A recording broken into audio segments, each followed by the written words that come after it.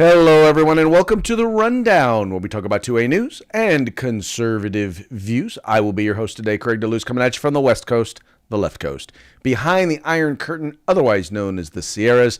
But as we all know, I do not do this program by myself. Not all the time, right? Sometimes I show up. It's my name is Mike Pirowarski, coming to you live from the East Coast. That makes me the co-host with the most from the coast with the most here on the Rundown. 2A views, conservative news. Mr. DeLuz, how was your weekend, sir?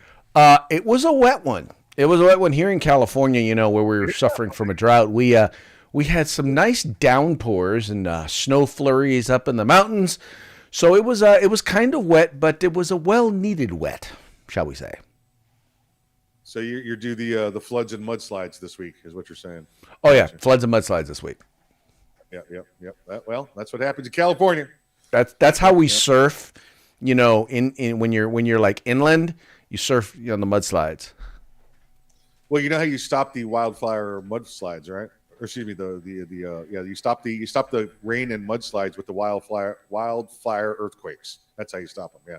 Yeah, they meet in the middle, and it's like this epic weather natural disaster free for all WrestleMania kind of thing. Well, okay, so now yes, that is hilarious. But in actuality, it is actually the wildfires that actually wind up adding to or causing the mudslides because, all the vegetation, the roots and everything that was holding the ground in place, when there's a fire, that all gets all messed up. And so it increases the likelihood of mudslides. I know it's kind of nerdy stuff, but I just figured I would share.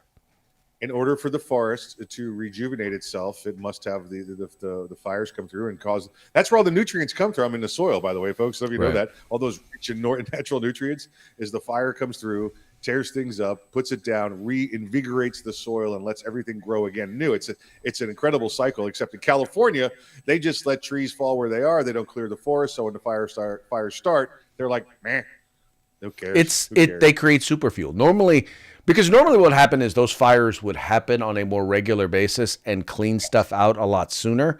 When those fires start, we put them out, but we don't clear out all of the excess brush and timber and all of that. And so we create the opportunity for super fires. But then again, if you listen to the politicians in the state of California, it's because of global warming. Well, yeah, Donald Trump, right? This is the fight that Trump and Newsom had about. Why should I send you money for fire relief aid when you won't do anything to prevent the fires from happening? Funny how that works, huh? Yep. How was your weekend, sir? Not too shabby. We had a good Arms Room Radio this weekend. Had guests here in the studio at Location Bravo, and it all went well. I mean, my weekend started a little early with the internet down on Friday, so I got a 3-day weekend out of it. It's amazing how much we love technology because it allows us to. I mean, in the past, not too long ago, in order to do what we're doing right now, you'd have to be in a TV studio. I'd have to be in a TV studio. We'd be dropping thousands of dollars per episode in order to be able to do stuff like this. And now here we're able to just do it. But at the same time, when it doesn't work, it really bites. Yep.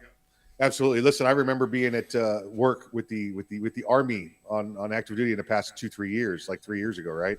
And the internet went down. Just the internet, not the phones, not the power, nothing else. The internet, and they all wanted to go home. All the office people, all the office soldiers. I was like, "Where are you going?"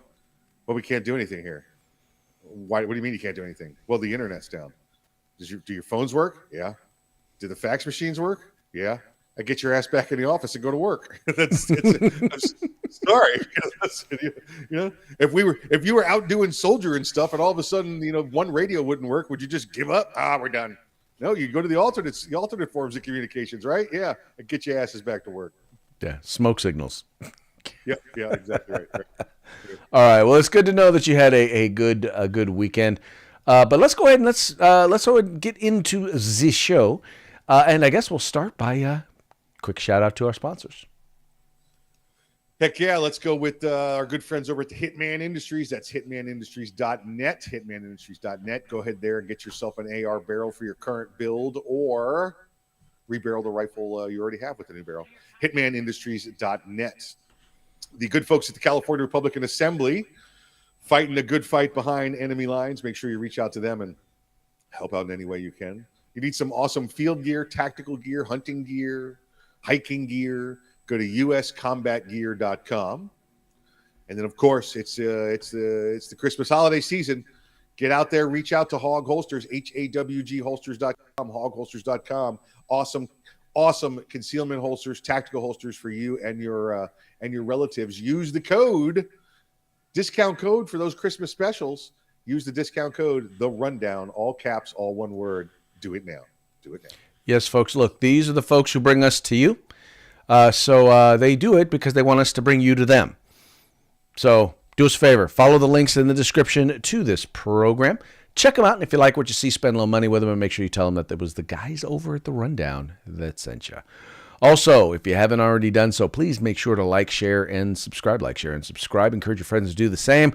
If you've been following any of the Twitter files that have been released over the last week or so, you know that the folks over there in social media, whether it be Twitter ain't the only one, Google, Facebook, you know that they don't want the word to get out about folks like us, about conservative programs. So the only way in which we have to do this is that we have to be our own algorithms. So help us out. Share us with your friends. Yeah, algorithms. Make sure you get it. Algorithms. There you go. Like Al Manila, like a good friend of mine. Yeah. All right, so let's go ahead and let's get into today's first story.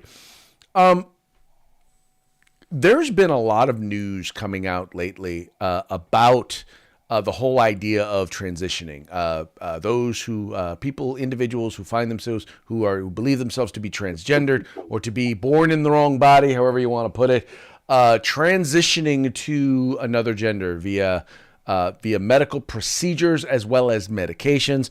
It's gotten as bad as information coming out about hospitals and organizations pushing for the transition of young children, right? We're talking about kids that can't go and get a tattoo, but they can go and they can take medication and they can have their gender changed with or without their parents' consent or information. Well, there was a retired Navy SEAL who became famous, who had become famous for transitioning. This was, let me pull it up here. By the way, who is now detransitioned. Let me not forget to share that part of the story. Chris Beck is the once again formerly known as Kristen Beck, told conservative influencer Robbie Starbuck in an interview published that everything we see on CNN with my face, don't even believe a word of it. What she's saying, she's saying anyway, what she is saying basically is this. Was that as soon as she got into this whole thing, everybody affirmed everything that she said. And it was never any question, never any, hey, is this something that we ought to be doing or not ought to be doing, and making sure that this was exactly what they should be doing. In the end, what wound up happening turns out, according to her, it turned out to be, it in fact ruined her life. Turns out there were other issues that she was dealing with. And, Mike, here's the thing, and I think that there's two issues here. One has to do with quality of care. When you are going to go to somebody, in particular, if you're going to go to somebody and before they make a decision that is going to cause them to, alter their body forever, right? You're going to do a mastectomy. If you're talking about male to female transplantation, before you're going to lop off the male genitalia. Or how about this? Or before giving them medication that could perhaps make them sterile, right? Affect them the rest of. Shouldn't you make sure that the information? Shouldn't you make sure that this is the course of action that they should be taking?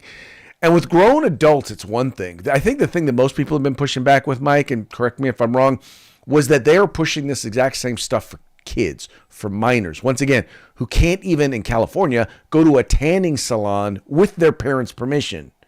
But in this particular case, they can have their bodies disfigured or mutilated without their parents' permission. Yeah, Craig, a lot to talk about there, right? This is was Navy SEAL, retired Navy SEAL Chris Beck, right? I think that was it, Chris Beck, Yes. and became Kristen Beck. And listen, because it was think about the time you had our military still fully engaged in war, you know, 2 wars overseas. Now you've got a Navy SEAL who's you know was a hero, and now is becomes a transgender. This person became the transgender spokesperson for you know that community, right?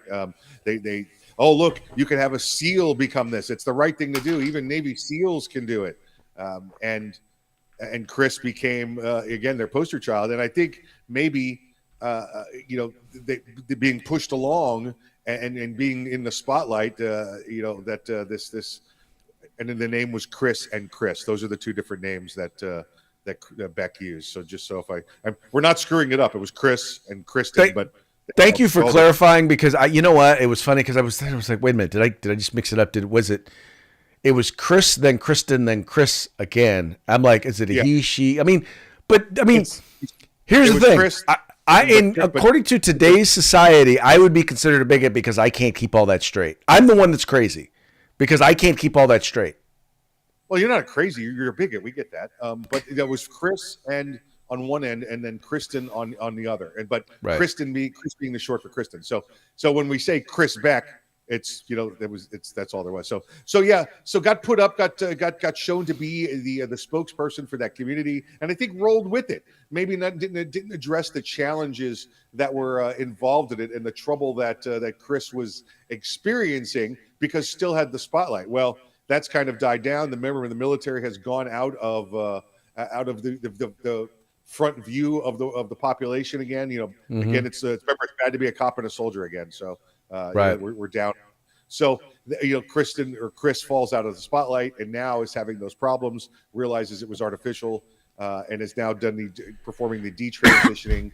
and Craig, I'm just hoping that the detransitioning was a little bit easier. I don't know the story doesn't clarify. I don't know if Chris had the bananaectomy when started this process or not, and you know, or if this is just a simple, you know, changing the clothes and maybe getting the putting a strong chin back in and getting rid of the breast implants. I don't know what this goes to, but all that hormones, 10 years worth of hormones and everything else is just as the reborn, re-emerged Chris Beck has said has just been a nightmare. And no matter what you believe and what you see, that's what it is. Well, you know, like I said, I think in the case of adults, the question here is quality of care in terms of making sure that that someone is actually, that this is something actually that they really, really, really, really, really are not going to turn around and regret when they do it later.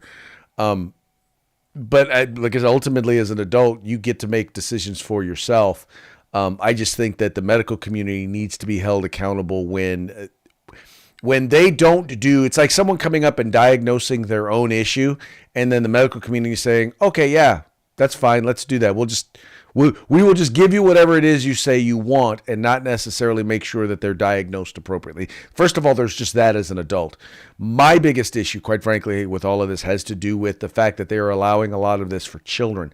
Now, the number of surgeries that are taking place for children there's not a whole lot of them. I mean, in the overall number scheme of things, the thing that's disconcerting is the hormones, right? In particular, the puberty blockers that they are giving young males, because this is stuff that will affect them, affect their growth, affect their fertility, their ability to have children, as well as a number of other negative health issues that they want to give kids as young as 12 years old. Basically, the whole point is giving it to them before they go through puberty, so that they don't develop any masculine features. I think that is highly dangerous, and it is once again it is highly disconcerting to me. It very much concerns me, and I think this is just another example, just the most recent example of someone who's like, you know, who's showing us that this is not necessarily a good idea. And by the way, you're seeing throughout Europe, you're starting to see hospitals and medical entities who are kind of slowing their roll on this whole thing. Slow your roll, baby. Yeah. That's you're starting to see it come around again. You're starting to see it go over and come back. It's making the turn. Right? It was sexy before, and now it's like, ooh, there's repercussions here. We should slow down. So, very true. Very true. Yeah, it is nice to see that trend is now happening, and that they're actually, I don't know, looking at it, because we still don't know the long-term effects of a lot of this stuff, and sadly, I think we're going to be learning some of those. Hopefully, not too late. Right. All right. This next story, I wish I could say that I was surprised by the New York Times, but I'm not, because I mean, any of us who've dealt with any of these anti-gun or anti-gun publications knows that they know nothing about firearms. Nonetheless, that does not stop them. The New York Times recently did a piece talking about AR-15s, right? There was only one problem with them talking about and coming out against the AR-15, which basically they refer to as assault weapons, but they're basically talking about semi-automatic center-fire rifles with detachable magazines. And in the tweet that they sent out, as you can see here, there's a bunch of shotgun shells here. Now, Mike, last I checked, and you can correct me if I'm wrong, you are much more the firearms expert than I. I don't believe that AR-15s shoot shotgun shells. Listen, they don't shoot them, but being in the firearms business for a very long time, you got a big enough hammer, you can make them fit in there. That's for sure. I've seen it all, baby. Seen it all. Yeah, these are. I think I can sum up the whole story with, like, really, just how many times have we said, no matter what industry it is, that if they took one class, or hired one person to be on their staff as a partial subject matter expert, how much more intelligent would they look?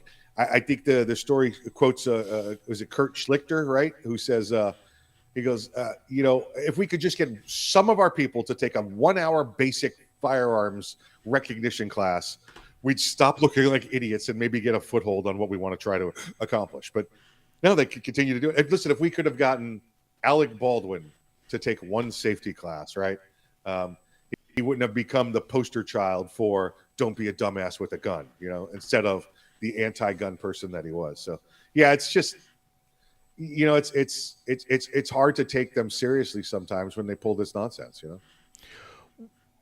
Well, that's the thing. And the reason why it's disconcerting is because, I mean, this was a tweet, but in the end, their arguments are based on the same sort of ignorance. And that's the thing, is they argue out of ignorance as if they know what they're talking about. And quite often their readers believe, because, well, they're the New York Times, they should know what they're talking about.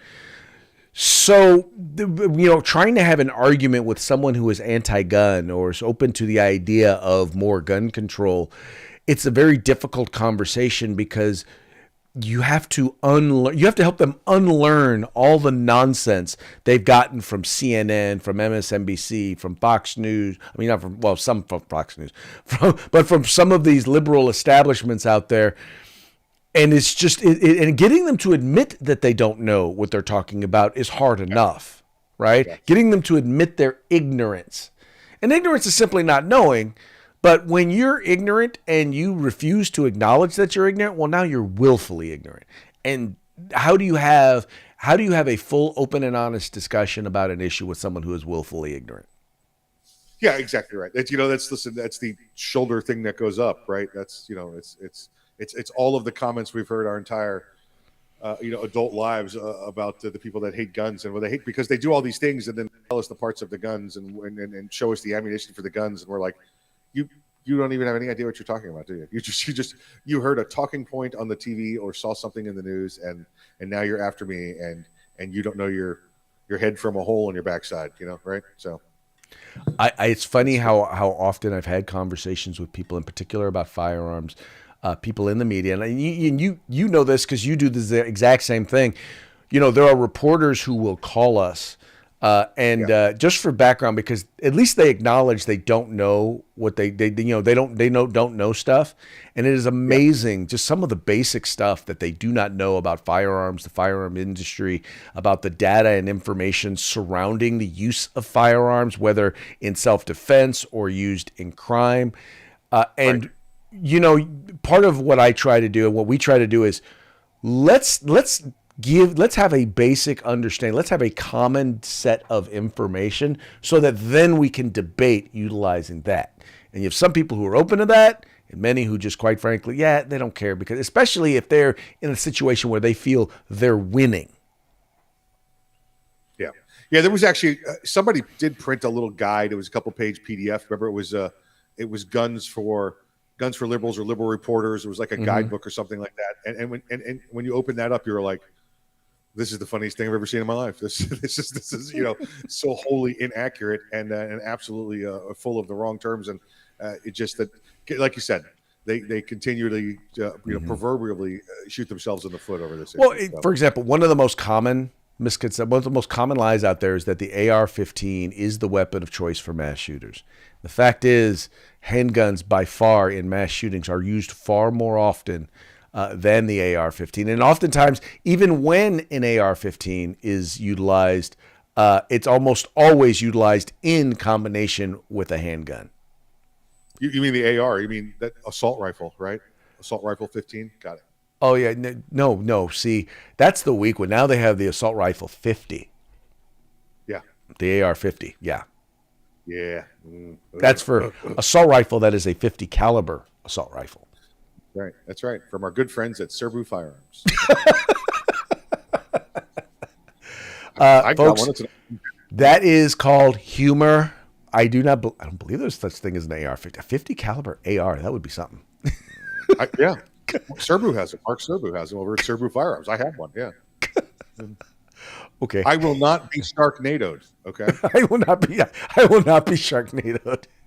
That's right. Stuff happens. Stuff happens, folks. You don't want to know. You just don't want to know. Speaking of stuff happening, 25 people were recently arrested in Germany as a part of a plot by, and I will just do this, far right wing, and anytime it opposes the left, it's got to be far right wing. But there was a group of 25 people who were recently arrested in possession, and they were, by the way, in possession of firearms. But they were arrested as a part of a plot to overthrow the democratically elected government there in Germany, and institute a minor royal. So I guess they want to institute either a dictatorship or a monarchy. I don't know. But anyway, so they were arrested. They were found to be in possession of firearms. And so there is a big push now in Germany as a result of that to actually tighten gun laws there in Germany in order to protect stuff like this from happening in the future, which I found kind of interesting for a couple of reasons, Mike. The first is, as long as they're part of the EU and they have open borders, their gun laws are only going to make any difference depending on how loose the gun laws are or how tight the gun laws are in all of the countries they're in the EU, because guess what? People can just come and go as they want. But the other thing, though, has to do with kind of the whole point of our Second Amendment, which is, to protect ourselves from all enemies, foreign and domestic, right? To protect yourself against a tyrannical government. And if the people there in Germany feel like they are dealing with a tyrannical government, I'm not saying that they are. I'm just saying that's kind of the anti-Second Amendment when you start talking about we're going to institute gun control because people might try to rebel against a tyrannical government. Yeah, listen, a couple points we made. Right, one, I think the reason this story came up is just like you said, Craig, is that they have no Second Amendment. Notice right now the title of this story doesn't say debate to be had discussing the restriction of firearms. It says they will be. This new law is going into effect because they're just going to pass it because they have no restrictions against you're violating their right to protect themselves with whatever way they choose, including the firearm. So we have a Second Amendment, they don't, so they're going to get that restricted. So a lot of things come up in my mind when I think about Germany, right? First off, this group, like you said, Craig, extreme right wingists, right, or wingers. They're called the Reichsbürger. And now remember, Reich is not referring. They're not referring to the Third Reich of Adolf Hitler. Reich means is a different. When you take away the Nazi connotations, Reich is actually a common word in Germany. But they're trying to become their own group. They weren't even trying to form their own government. They were just trying to be heard, Craig. And that's kind of the point here. They were trying to be heard, and once they found out they had guns, they went and confiscated firearms. Now they legally owned them, had permits to keep them in their hose, and they legally took, I think it was 1,000 firearms from from the couple thousand members of this organization.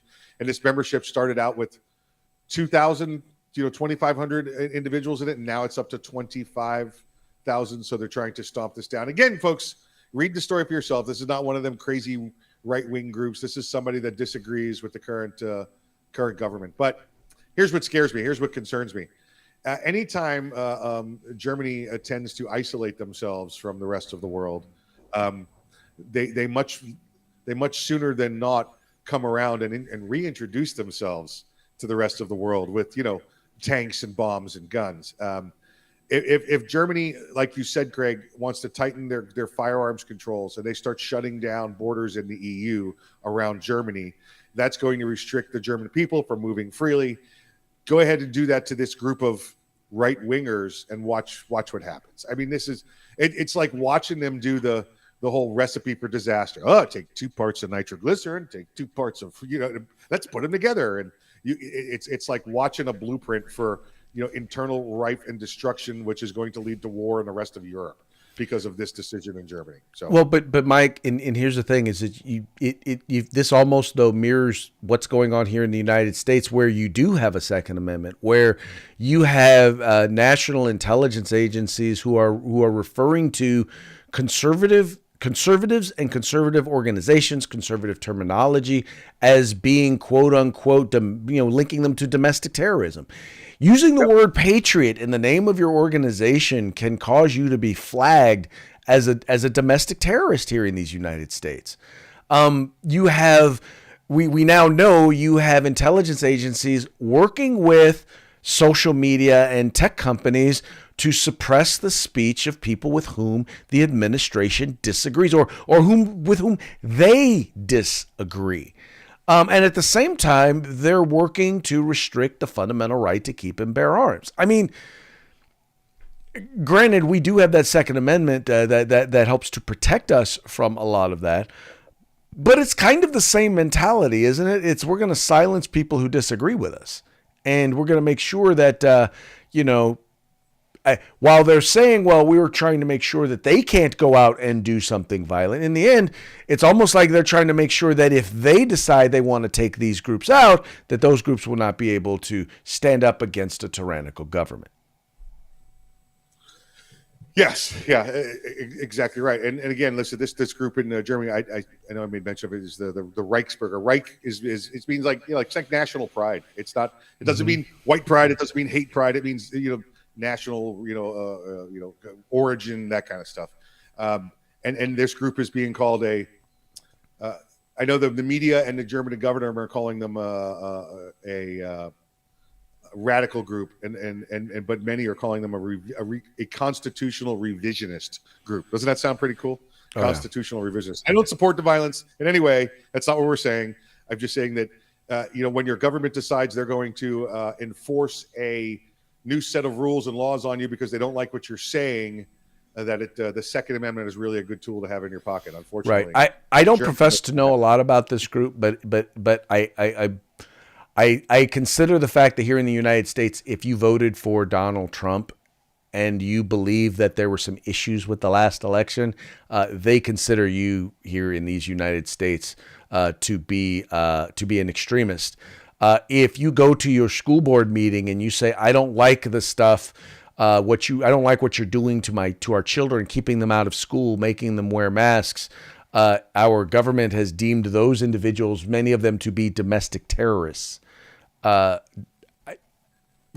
and I that's mean, much what Germany has done. That's much what Germany has done. But the difference being, with no Second Amendment, right. they've decided in Germany, let's go preemptively take their guns so they don't cause trouble. Exactly. So when you wonder why we have a Second Amendment, why it's important that we have a Second Amendment, just remember that story. Just saying. I'd relate like these Reichsburgers to, like, just like you said, Craig, to like oath keepers. Oh, they're so extreme. They're domestic terrorists. All right. Yeah, that's your opinion today. So, but yeah, the Second Amendment is the difference there and here. So that's the point of the story. There you go. Thanks for sticking along. All right. This last one is we're going to go through relatively quickly. Kevin De Leon is a former leader in the California state legislature. He was an assemblyman. He was a state senator. He known left-wing activist.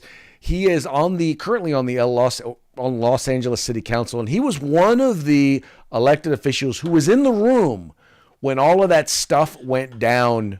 With them talking about gerrymandering districts in order to violate in order to tamp down the control of the black community there in the city of Los Angeles. Now, mind you, there were a lot of racist things, comments that were made during that, and Kevin De Leon was not one of the individuals who was making that comment, but he was in the room and he didn't say anything. So in many cases, they're actually very angry with him. They currently filed a recall election against him, and recently he actually got caught up in an altercation at a Christmas event. And I wanted to go ahead and share this video of the event with you because I have kind of a different take probably than you would expect as a Republican. So, but here, check this out real quick. Resign, Kevin!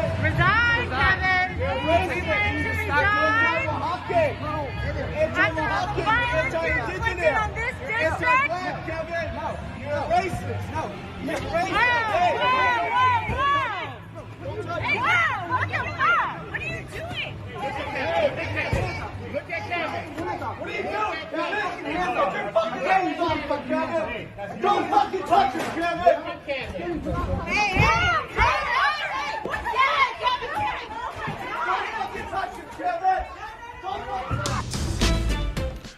All right.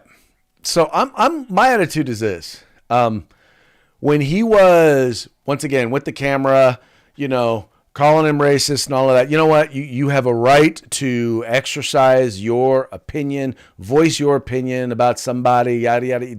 You're in public, right? Once you get to the point where you are now in his face, chest bumping him, especially in the era of COVID, yelling in his face, and as he is trying to leave, you are chest bumping him. At that point, I'm sorry, he has a right to get you out of his way. Yeah, listen, that guy jumped right back in front of him again. I don't see any problem with what De Leon did there, except perhaps I would have filled the room with uppercuts a little bit sooner than he did. Took him down or whatever. Hey, De Leon, is he the one that had the helmet hair, the wig thing? Was that yes? Him? He's the one with the helmet hair. Oh. He's the 50 caliber. I'm sorry, the 30 Clipazine quote. Yes, I remember the helmet hair from this dude. Yeah, I'm surprised his wig stayed on during the tussle there. That's pretty neat. Good for him.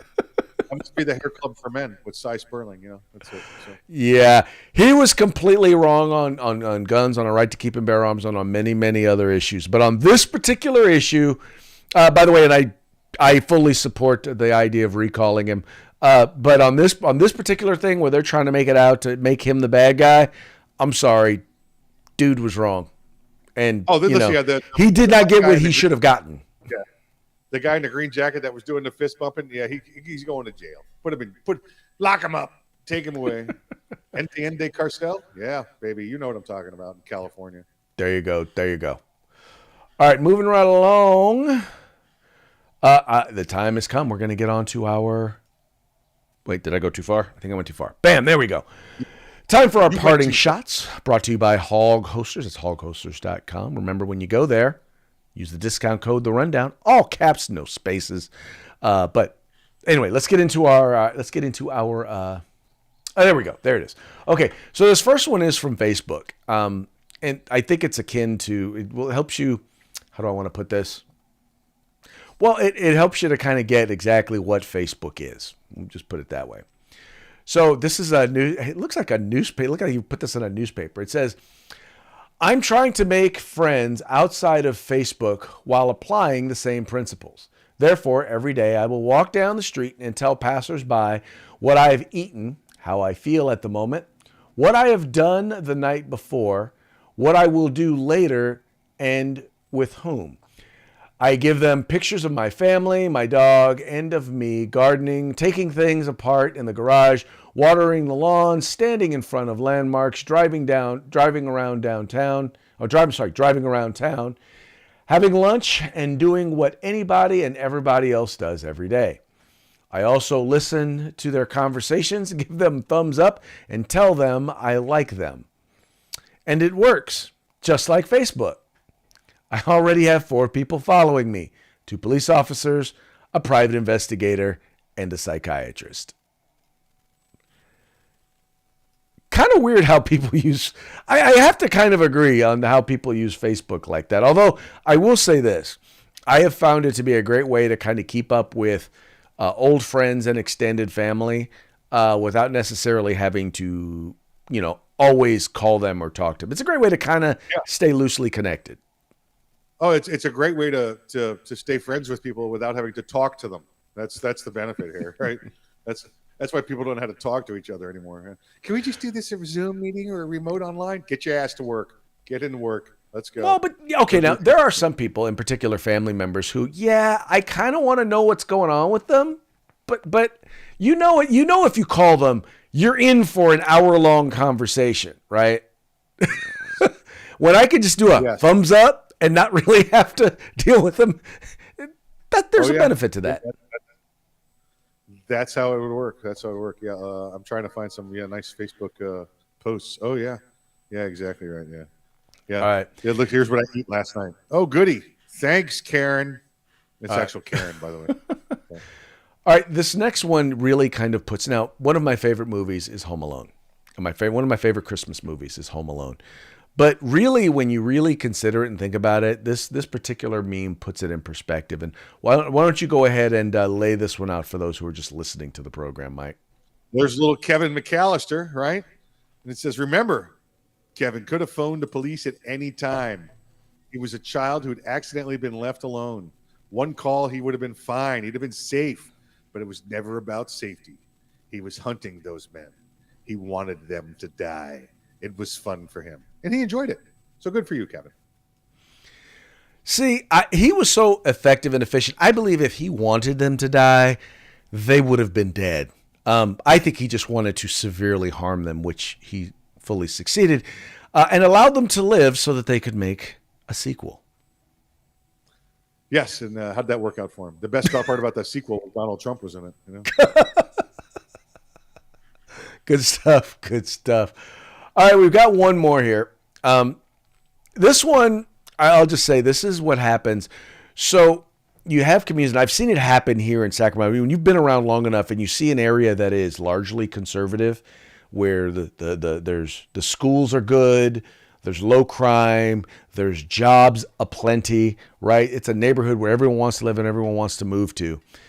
And then the liberals move from the area that they've already destroyed to that area, and then you watch it disintegrate over time. That is what this particular quote goes to. It says, "Maybe the grass is greener over there because you're not over there effing it up." True. Very true. Very true. Very true. Now, but you said this is the last one? This the last one? That is the last one. We're only doing 3 today.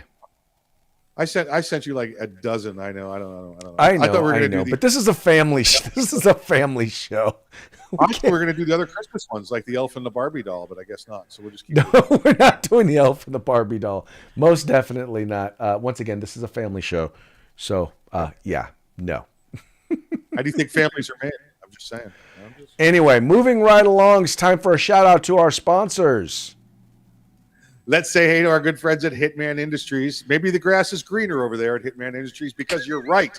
It is. They have great barrels. Look them up. Go to hitmanindustries.net. Get all of your rifle and pistol caliber barrels you need for today's build or tomorrow's build. Let's talk about the California Republican Assembly. You know what, Craig? I wrote down the other day. I had a great slogan I came up with for them. And hold on, let me see if I can find it real quick. Let's see. Here we go. Get involved. Get involved today with tomorrow's California future. No, get involved. I'll figure it out. We'll get it to you tomorrow. So get a hold of the California Republican Assembly there. See what they're doing to help better California for everyone. Then, of course, you have the good friends over at uscombatgear.com. uscombatgear.com. Go ahead and get yourself some awesome field gear, tactical gear, hunting gear, hiking gear, all the cool gear that you could wear on yourself. uscombatgear.com. And then, of course, holiday season, get out there.